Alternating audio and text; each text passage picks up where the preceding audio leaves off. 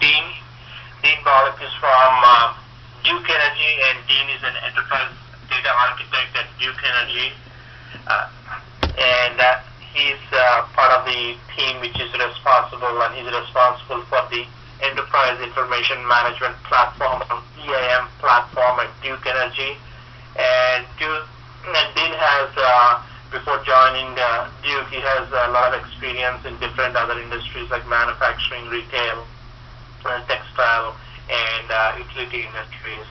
And Dean will today talk about the Enterprise Information Management Framework that they use at Duke, and then primarily focus on the test data management strategies that they have deployed, and so forth. And if you have any questions in between, feel free to use the chat line, and I will get the Q&A done at the end of the session. So, Dean, passing to you. Hi, hello everyone.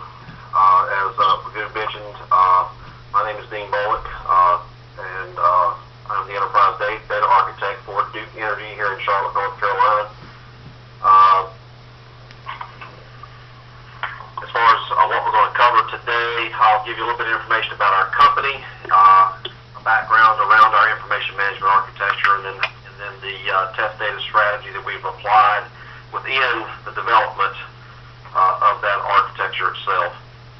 And then we'll talk a little bit about the benefits that we have seen internally in our company of subsetting production data for test data, and some of the lessons learned that we've learned by going through this process.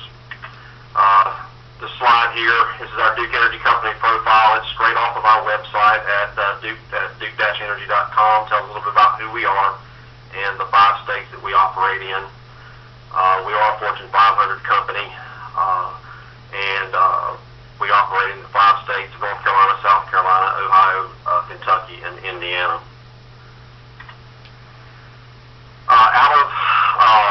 To give you a background about where we do our test data strategy, we have an information management architecture that is our enterprise data integration platform. It was created as a result of our merger with Synergy which is a utility company that was based in Cincinnati, Ohio.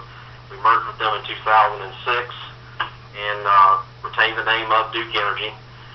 It is designed specifically to facilitate future mergers and acquisitions. This is was our current business plan in 2006. It's how we would grow our company by merging and buying other power companies. This platform is also the foundation for our application interfaces after the merger, and it's also the foundation for our business intelligence initiatives going forward. Prior to the merger in 2006, both companies did application integration something like this. This is not an atomic model, but this represents point-to-point interfaces between application systems, usually in the form of sending files back and forth. This is it's not very scalable, but it was a reality within both companies that over the years, as we brought on application systems that needed to be interfaced together, we created these one-off or very specific application interfaces that we call point-to-point between those systems.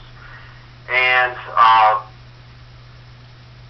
anytime we swapped out a software package or a transactional system, we spent a lot of time and money rewriting those interfaces, so it was very costly to maintain going forward.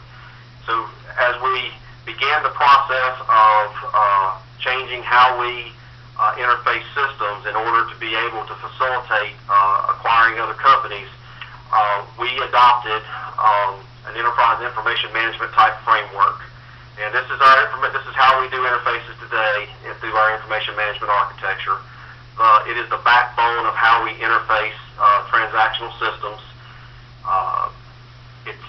Each transactional system sees the same view of information.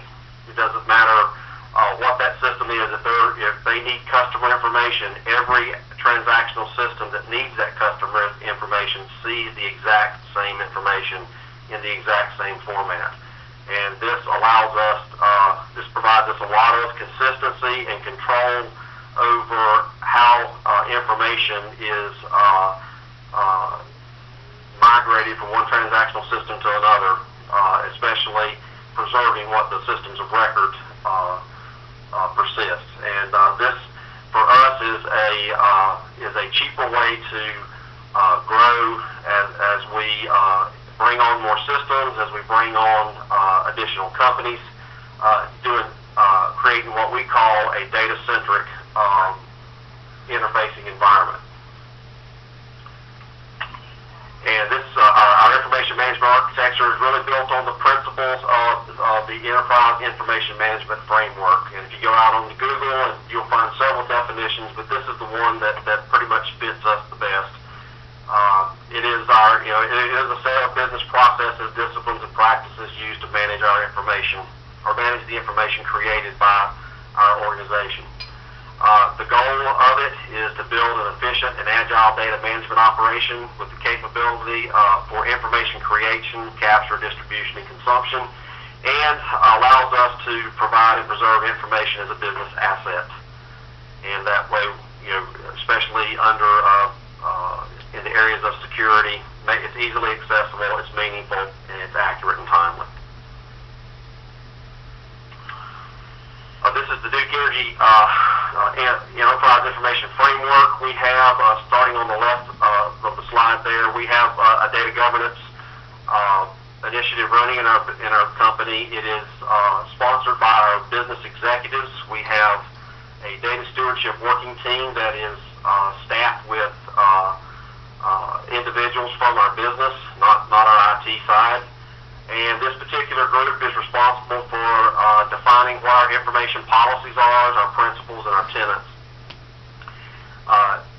The next column there, data architecture management, this is the area that I work in and work mostly in, where we have our data quality initiatives, the data architecture as it applies to our information management architecture. We have metadata management, our data management practices, master data management, which we really haven't gotten off the ground just yet. And this is also where we have our data modeling standards and best practices. We also have an integration competency center. They are responsible for our data integration practices, our ETL technologies, the application integration as it applies to web services and MQ series or messaging technologies. And they also set our data integration standards and best practices. We have a business intelligence center, and this team is responsible for our BI architecture and our BI technology stack. They do a lot of business BI analytics and reporting, and they also set our BI standards and best practices. Then we also lastly have what I call infrastructure management. They are responsible for our infrastructure architecture. This is all of our database management system servers, our infrastructure technologies, the database management systems that we run, enterprise application integration, and so forth. This is the Duke Energy subject area model. This is how we classify information within our company. All of the information that we create and maintain is categorized and classified in a particular subject area. Each subject area that's represented here has a business data steward that is responsible for defining, giving definitions to the entities and attributes that are classified in the subject area. They are responsible for what the common enterprise view of that information is. And they're also responsible for the security and how security is implemented and who gets access to that information. Our information management architecture has three primary data domains. We have what is called an operational data store, which is, by definition, it's a subject-oriented, integrated, current collection of our data organized to support our operational interfaces of our business applications. All of our interfaces obtain data out of the operational data store. We also have a data warehouse. This is our subject-oriented oriented. It's integrated, time-variant collection of data, and this is organized to meet our business decision-making needs. Then we also have several staging databases, and this is basically the work area where we store information that is extracted from our systems, our transactional systems. It's the work area where we integrate the data together. We apply the complex transformations here, the data validation, data cleansing. Those processes are executed in this environment prior to publishing them into the operational data store or the data warehouse. To give you an idea of how large our environment is, currently today, our operational data store is approximately 2.6 terabytes in size. Our warehouse is at 4.5 terabytes. And our staging database is at 1.2. That's kind of misleading. That's because we haven't convinced our business yet to purge all the information that has been processed and sent into the warehouse or the operational data store.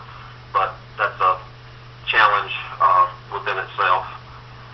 In the future, we predict our operational data store is going to grow to more than 40 terabytes, with our warehouse growing to more than 100 terabytes, and in our staging database, we really don't know how big that will get. And the biggest driver that's driving us in this area, we have a pending merger with Progress Energy that will occur sometime in the fourth quarter of this year. And if you know anything about the electric industry at all, there is a big push in this space called smart grid. This is a new metering technology that will allow us to capture meter readings real time, or as near real time, on 15-minute intervals, or whatever interval we decide to collect that on, which right now we currently have approximately 5 million meters. If you do the math, and we read 5 million meters every day, and every 15 minutes of every day, we're looking at approximately bringing in somewhere in the neighborhood of 500 million readings a day, and then of course multiply that out by 365 days in a year, and we're up into the around 15 trillion records just in a year. So we expect our information in our information management architecture to exponentially explode, which will cause us a lot of problems in our development space if we don't manage our test data. Our Duke Energy software delivery lifecycle process dictates that we create at least 4 test environments. We create a development environment, and its primary purpose is for that initial component development testing. We create an integration test environment.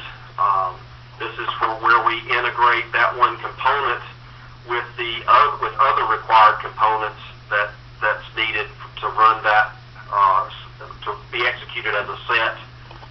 And then we have a system test environment, which is the complete application system itself, all of the testing that needs to be done there for regression testing, security, configuration testing, and then startup and recovery from failure modes. All of that is done in our system test environment. And then finally, we have what we call a user acceptance test or quality assurance environment. This is where testing is done by our business for the sole purpose of verifying that the functional requirements of the system have been met. This is our data integration framework.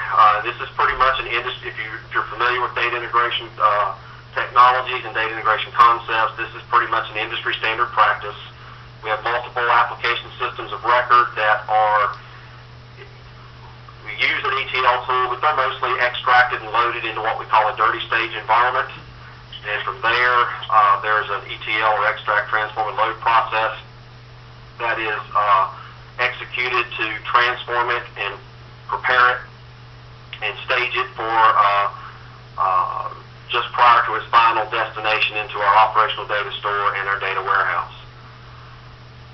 So So this is kind of the framework of the development that we're doing in our IMA. It's a lot of ETL development, and then what I didn't articulate in this particular slide, hanging off of the operational data store, is all of the consuming applications. They have anything from web services to message queues to ETL processes that consume data out of the operational data store and store it in the transactional systems. All of that process is also tied to the operational data store. On the data warehouse side is all of our BI consumers. We have, you have Excel users hitting cubes that are built off our warehouse. We have reporting, report writers that are hitting the warehouse, and also ad hoc query users also working in that space. Our test data strategy is each project team or each project that is done in our IMA environment, they get what we call their complete view of the IMA. In other words, when we create them a development database, we create an operational data store, a data warehouse, and all the required staging databases needed for their project and the part of the application that they're developing. We do that for development, integration testing, and system testing database environments.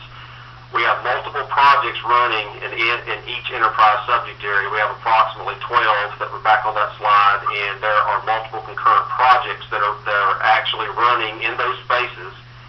And those project teams rarely ever share a development or system test database environment. The sharing occurs up in the QA or user acceptance test. So they're all developing in multiple database environments. So currently today, as of right now, we have actually 57 test data environments, 26 of them in our development domain. We have 4 integration testing environments. That's probably the one area where it's optional as to whether they do integration testing. Most of them do development and system testing. We have 26 system test database environments, and then 1 user acceptance test or quality assurance environment. And if we persisted or populated these data environments with snapshots of production, I just put it down here. You can do the math. We have 57 of those environments for our operational data store at 2.6 terabytes per environment. We're looking at 148 to 150 terabytes just for our operational data store, 256 terabytes for our data warehouse environment, and roughly about 68 terabytes for our staging environment. And this is just to do development integration test, system test type activities, which is very astronomical in its cost and very difficult to maintain and keep our development project teams running. But if we subset that information, we can significantly reduce the amount of disk space required to build these environments, and also allow them to quickly refresh and build those test environments. So roughly, the one place that we do the majority of our test data subsetting is in our customer area. It constitutes probably about 95% of the space in the operational data store. And we take what is in essence a 5 million account database. That's roughly the number of accounts we have in production, and we subset it down to about 300,000. And then of course everything else that's related to it across our IMA, and that subsetted environment is roughly 120 gigabytes. So when we apply that into those 57 database environments that we have, we end up with an operational data store size of roughly 6.7 terabytes, 9 terabytes in the data warehouse, and then 4.2 in the staging. What were the business drivers for our test data these are the four things that we went to our business sponsors with. We have explosive growth in our test data sizes, in our environments, both now and what's coming in the future. We continually get new requests for additional development, integration, and system testing environments that are needed to support our projects. We needed to find a way to reduce the cost of our testing environments, and we also needed to optimize the amount of time it takes to build an environment and to refresh it on demand as projects dictate.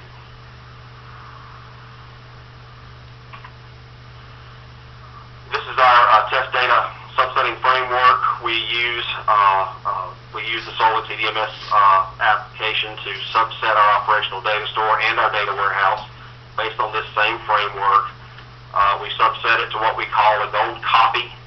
That gold copy is then prepped, and then we use the native database backup and restore functions to create and to replenish or reset our development and system test environments. It's much easier to back up and restore a 100 gigabyte database than it is something that's in the neighborhood of 2.6 terabytes.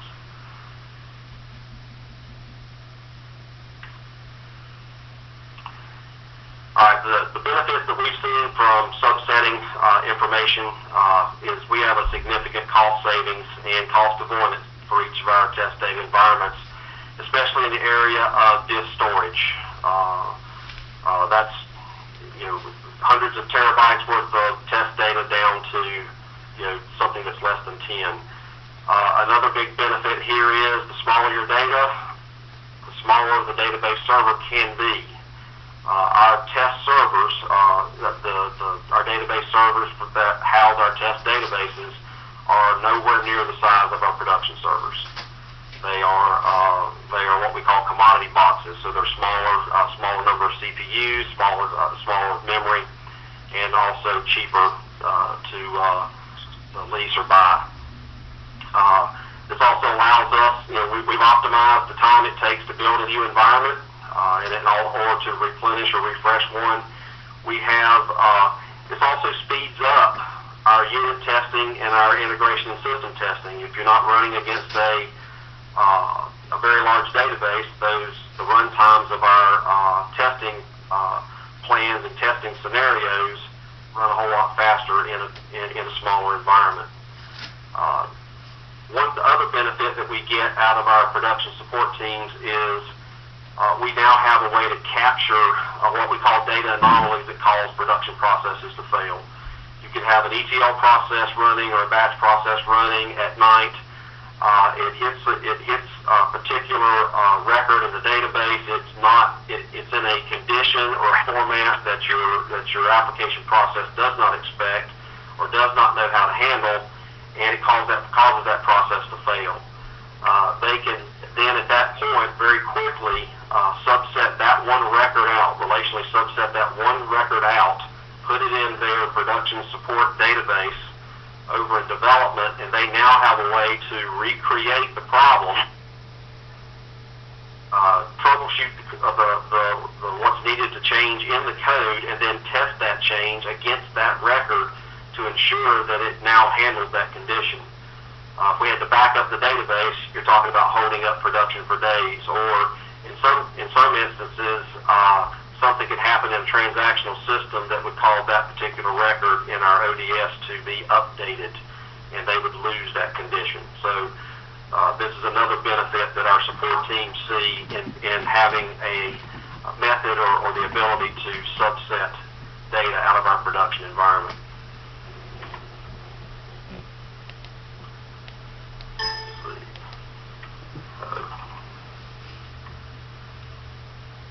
Looks like my desktop froze here.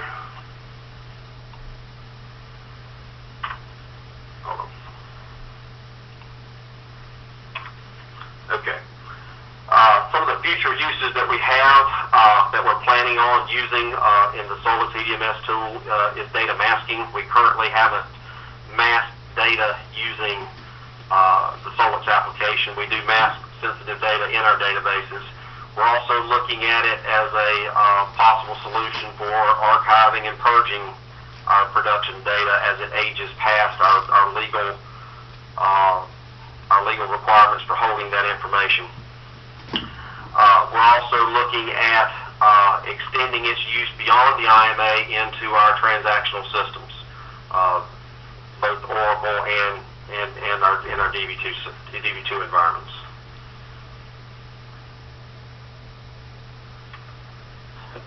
But some of the lessons we've learned over time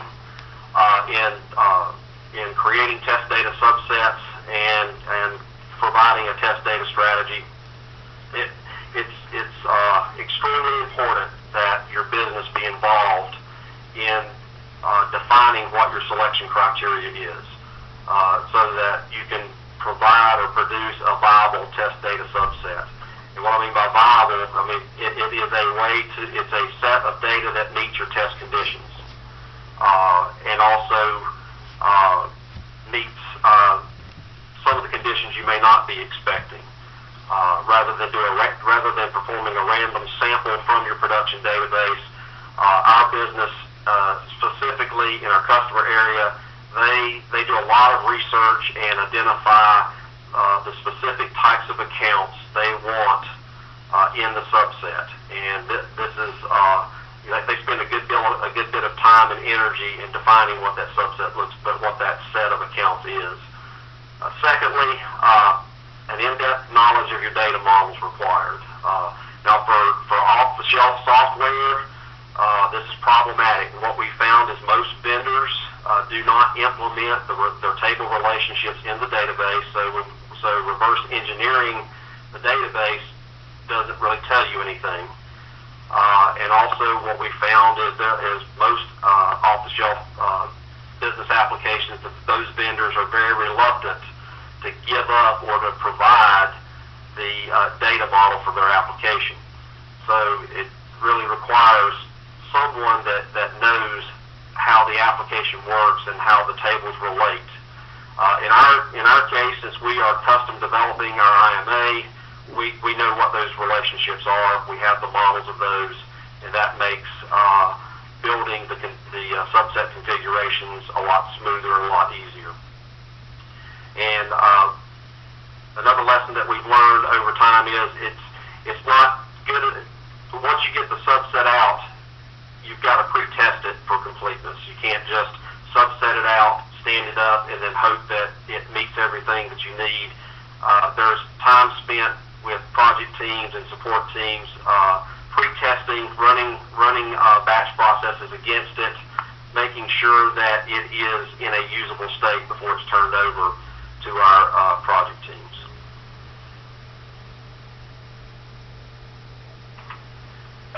And that's all I have.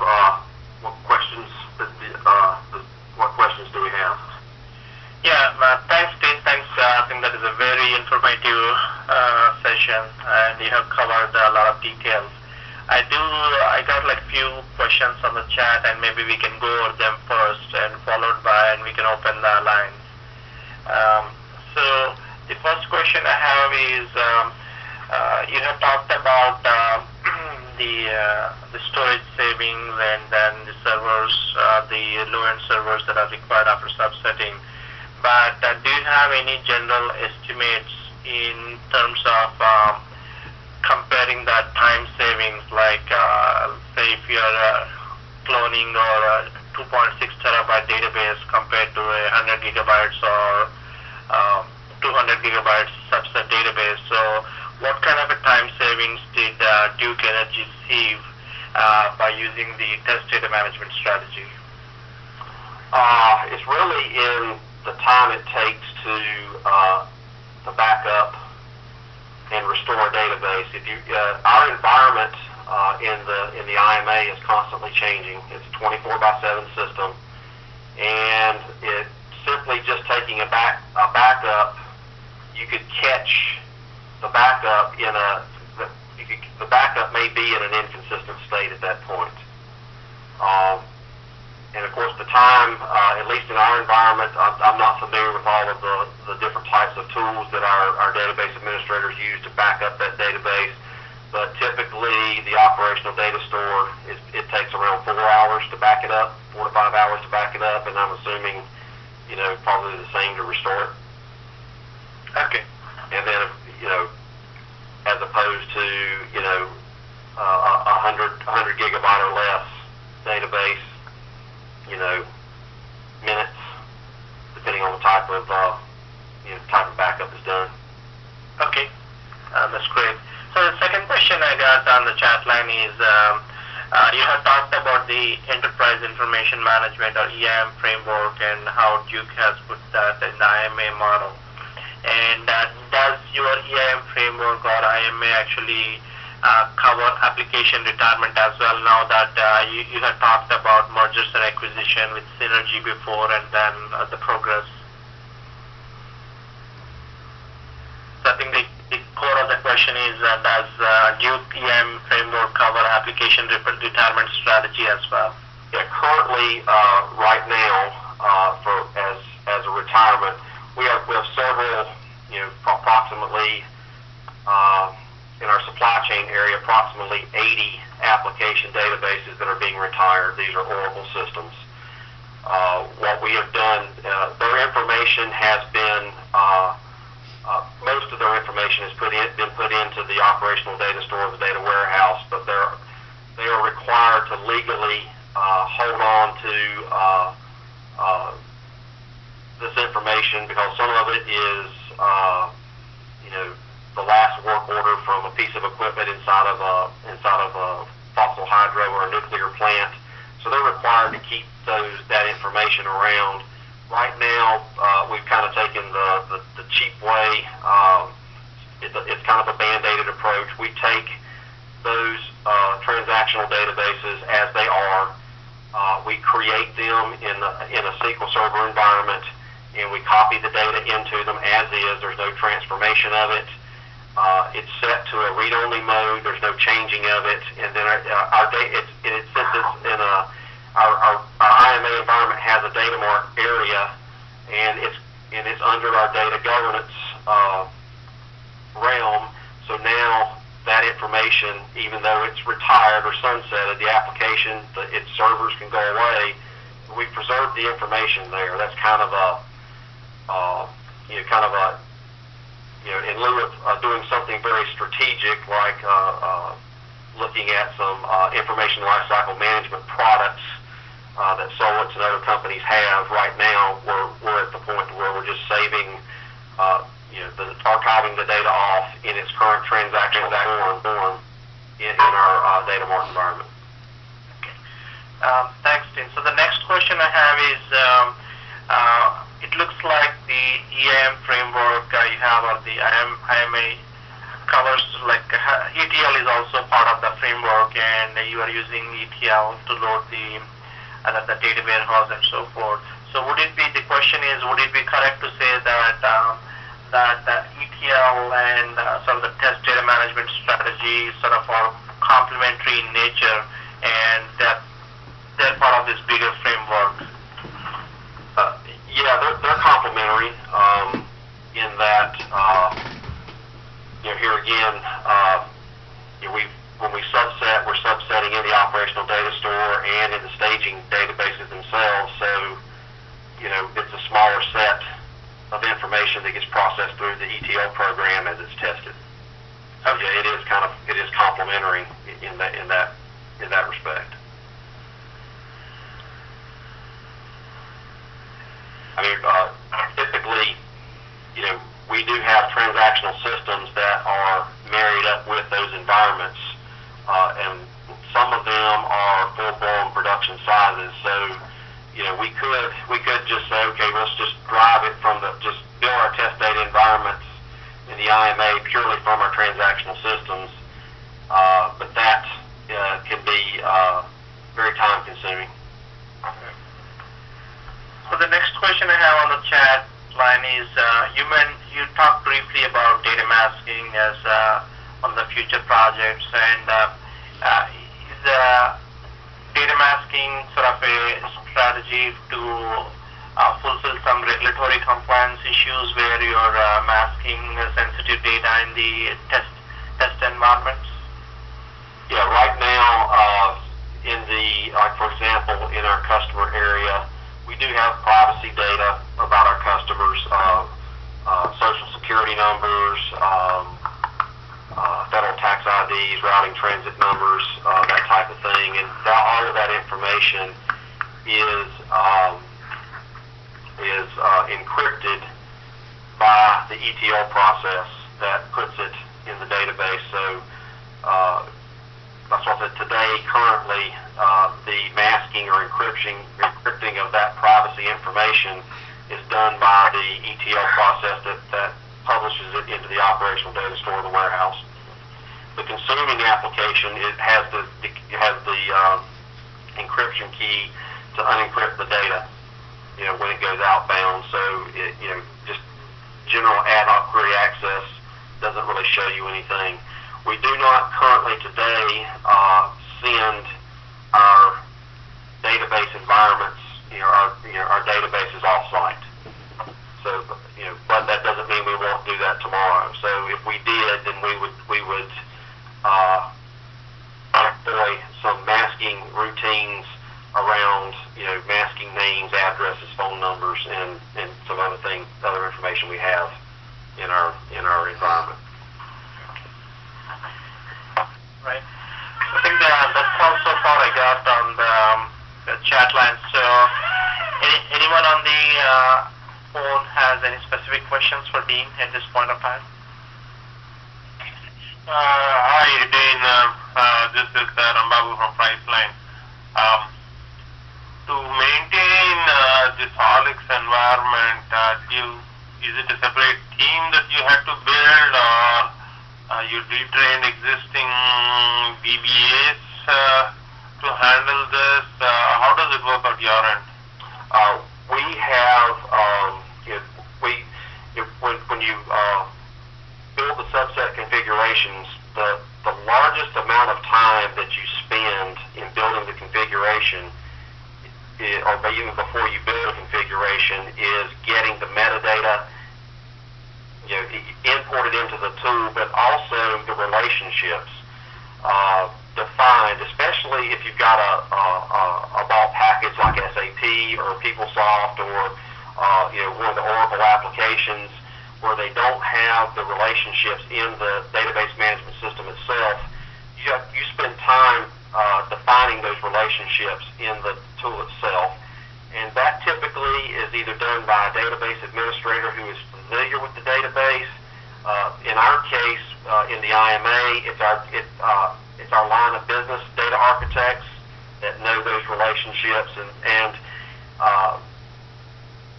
we actually implement the relationships in the database itself. So when the import of the metadata comes in, all the relationships come in. But there's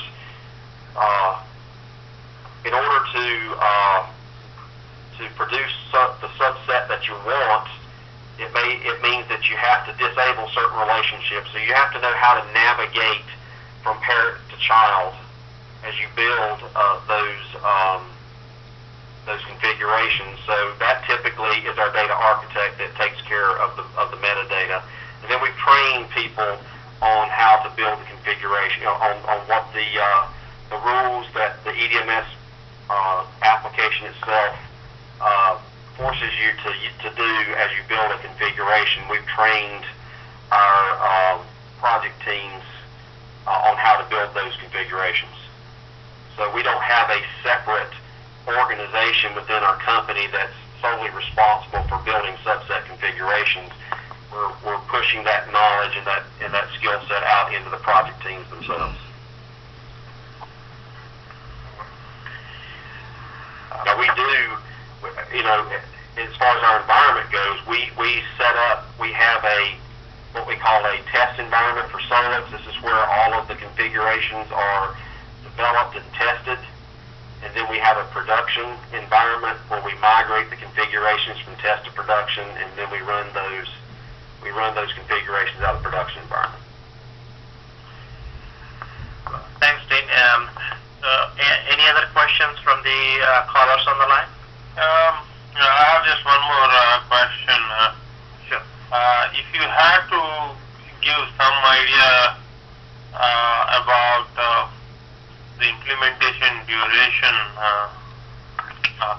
to put in Solix in your environment, okay, and the composition of the team, how would that look like?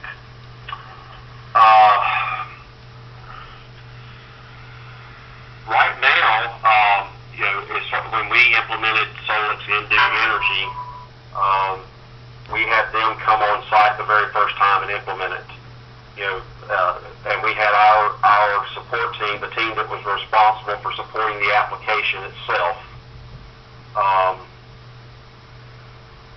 sit with them, and in essence, they're being trained on how to install that product. We just recently went through an upgrade, upgraded to a newer release of that tool, and we actually did it via WebEx. Our support team with a representative from Solix on the line on the WebEx session with us, assisting with the migration and the upgrade. But we do have in our company a support team that is responsible for the Solix EDMS tool itself. If there's any patches that need to be applied, this team does it. If there's any troubleshooting and tracing on the server, this particular team does that. But as far as using the tool itself, building configurations, and actually executing the subsets, that's done by our application development teams. Okay. So I think we are almost on the top of the hour. Any last question from the callers?